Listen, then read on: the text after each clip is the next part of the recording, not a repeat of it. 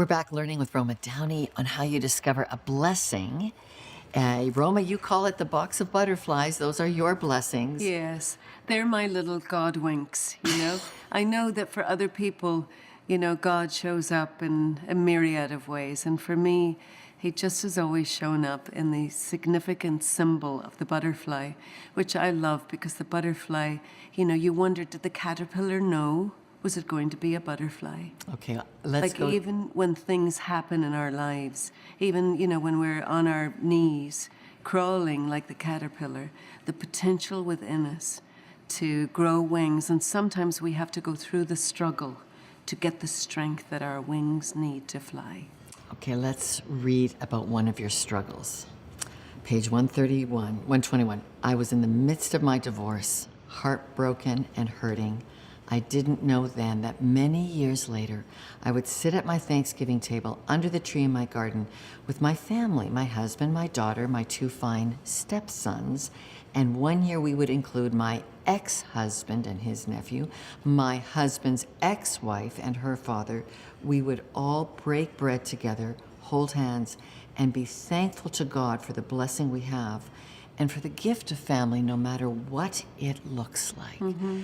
Give us your advice for repairing broken relationships so you can sit around the table again. Yes, I think it's critical that, particularly if there's children involved, that you find the road to forgiveness in whatever has happened.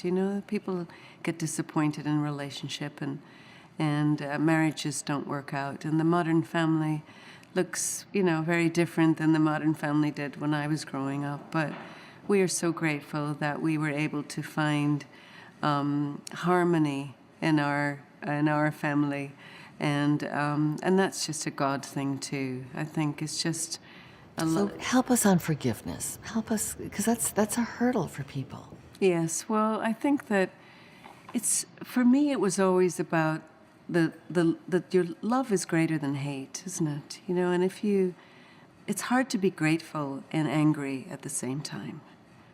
And if you focus on what you've got and not what you don't have, if you can focus on the blessings, count your blessings.